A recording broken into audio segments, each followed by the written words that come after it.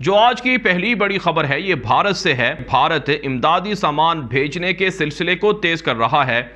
चौथी मर्तबा भारत ने अफगानिस्तान के लिए इमदादी सामान की खेप पहुंचाई है, जिसके अंदर 30 टन इमदादी सामान भेजा गया है। 50 टेररिस्ट आते हैं बाइसिकल पे, बंदूक और गोली समेत, और एक पोस्ट पे पहुंच जाते हैं और अटैक करते हैं और 13 लोगों को शहीद कर देते हैं। और हमारे लोगों का क्या, हमें कोई इंटेलिजेंस नहीं था, कोई सर्वेलेंस नहीं था, कोई कुछ नहीं था। देखा आपने वक्त कैसा बदलता है। कितने साल यही शोर अमरीकी डालते रहे, अफगान डालते रहे, और लोग भाग के हमारी तरफ पाकिस्तान आया करते थे और हम आगे खड़े हो जाया करते थे कि नहीं, आप हमारी सरहद पे नहीं आ सकते, हमें बताएं।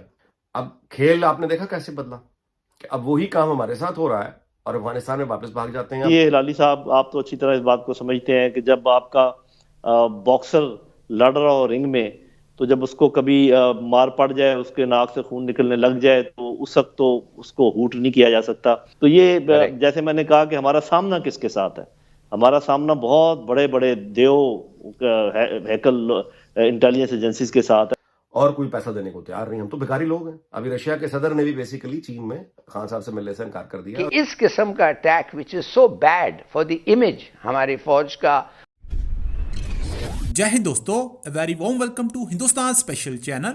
भारत ने युद्ध से प्रभावित रहे अफगानिस्तान को मानवीय सहायता के तहत 3 टन जीवन रक्षक दवाओं की चौथी खेप भेजी है। विदेश मंत्रालय ने शनिवार को यह जानकारी दी। मंत्रालय ने कहा कि आने वाले दिनों में अफगानिस्तान के लोगों को दवा और अनाज के रूप में और मानवीय सहायता प्रदान की जाएगी। विदेश मंत्रालय के बयान के अनुसार मानवीय सहायता के तहत जीवन रक्षक दवाओं की यह खेप काबुल स्थित इंदिरा गांधी अस्पताल को सौंप दी गई है। लेकिन पाकिस्तान भारत द्वारा समय समय पर भेजी जा रही अफगानिस्तान को इस मानवीय सहायता से बहुत परेशान दिखाई दे रहा है, क्योंकि तालिबान अब पाकिस्तान से धीरे धीरे पीछे हटता हुआ नजर आ रहा है।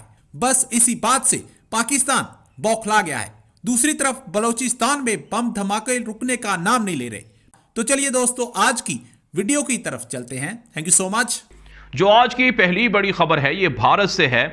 भारत अफगान तालिबान के साथ दोस्ताना ताल्लुकात शुरू करना चाहता है। अफगानिस्तान के अंदर सफारत खाने, कौंसल खाने खोलना चाहता है।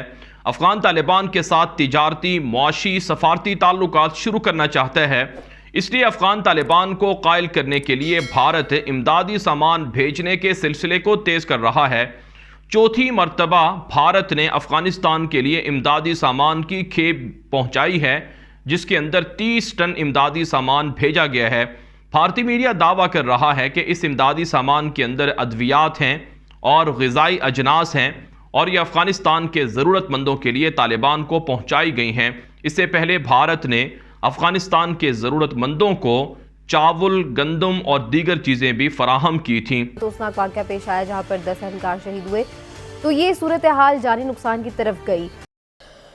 देखिए, 50 टेररिस्ट आते हैं बाइसिकल पे, बंदूक और गोली समेत, और एक पोस्ट पे पहुंच जाते हैं और अटैक करते हैं और 13 लोगों को शहीद कर देते हैं। 1.5 आदमी उनका मारा जाता है। और हमारे लोगों का क्या, हमें कोई इंटेलिजेंस नहीं था, कोई सर्वेलेंस नहीं था, कोई कुछ नहीं था कि हम इनके बारे में जान ना सकें और ज़्यादा बेहतर तैयारी नहीं कर सकें। मैं आपसे ये पूछना चाहता हूँ कि इस किस्म का attack which is so bad for the image हमारी फ़ौज का, विच इज़ सो बैड कि CPEC के लिए, इन द सेंस के लोगों को कॉन्फिडेंस होनी चाहिए CPEC के लिए। तो मैं ये जानना चाहता हूं, आप क्यों समझते हैं ऐसा वाकया हुआ और क्या कर सकते हैं आप to prevent it from happening in the future? आपने देखा कि आर्मी चीफ सीधा उस पोस्ट के ऊपर गए। एक तो खैर उसका मकसद ये था कि मोराल बहाल किया जाए, लेकिन मुझे यकीन है कि दूसरा मकसद उनका ये था कि इन्वेस्टिगेट भी किया जाए, खुद ऑन ग्राउंड देखा जाए कि भी क्या हुआ और ये कौन सा ऐसा वो जगह थी जिस तरीके से सारा कुछ, किसका कसूर निकलता है। साफ ज़ाहिर है कि फौज जो इस किस्म के जो इन्वेस्टिगेशन करती है और हर दफ़ा करती है, तो उसमें उसको ज़्यादा पब्लिक नहीं किया जाता, उसकी काफ़ी सारी रीजन है।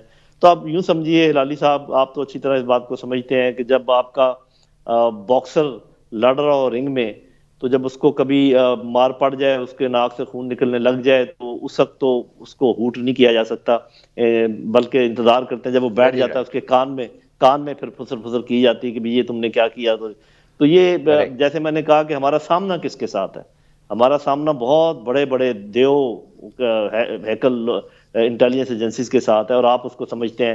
مجھے زیادہ ڈیٹیل میں جانے کی ضرورت نہیں، میں نے نام ایک دو کا لیا ہے، جن کا نام میں نے نہیں لیا اس کے اپنے آپ کو پتہ ہے کوئی پرپز ہے. تو یہ ہمیں دیکھنا پڑے گا. ایک تو میں نے کہا کہ we'll have to get out of the defensive mindset.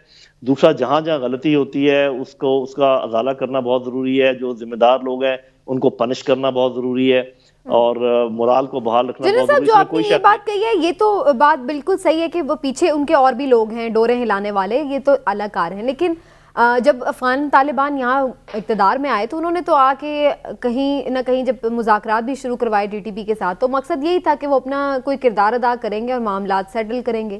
اب اس بات سے کیا اندازہ لگایا جائے، افغان طالبان اگر پاکستان کے ساتھ ہمدرد ہیں، ان کے ہمارے لیے مخلص ہیں، تو کیا ان کا اثر و رسوخ نہیں ہے، یا پھر ہم ان کی بھی نیت پہ شک کریں؟ یہ کیسے ہو سکتا ہے جنرل صاحب کہ اتنے لوگ ایران کا بارڈر کراس کریں؟ اب آپ ٹی ٹی پی اور افغان طالبان کو بھول جائیں. آپ صحیح کہہ رہے ہیں، let's give them some more time. But what about Iran?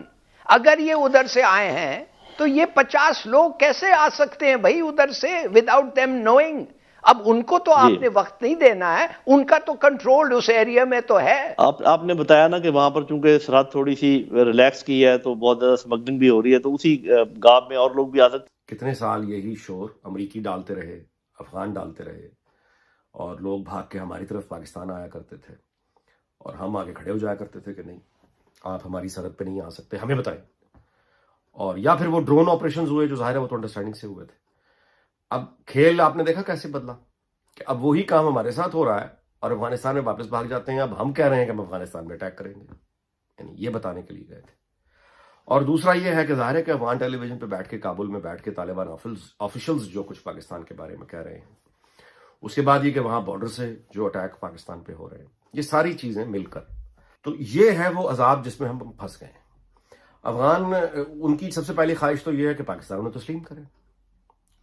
اچھا، پاکستان اگر تسلیم کرتا ہے تو وہ آگے امریکہ کھڑا گھور رہا ہے، وہ ڈیڈی کھڑے ہیں، اس کی اجازت کے بغیر کیسے کرے؟ اپنے مالی حالات ایسے ہیں نہیں، اور کوئی پیسہ دینے کو تیار نہیں. ہم تو بھکاری لوگ ہیں. ابھی رشیا کے صدر نے بھی بیسیکلی چین میں خان صاحب سے ملنے سے انکار کر دیا، اور یہ جو رشیا کے یہ جو امریکی صدر خان کو فون نہیں کر رہا، یہ اس کا ایک ہے تو سطحی شعور نا، تو یہ اپنے شعور سے ہی بدل لے گا نا.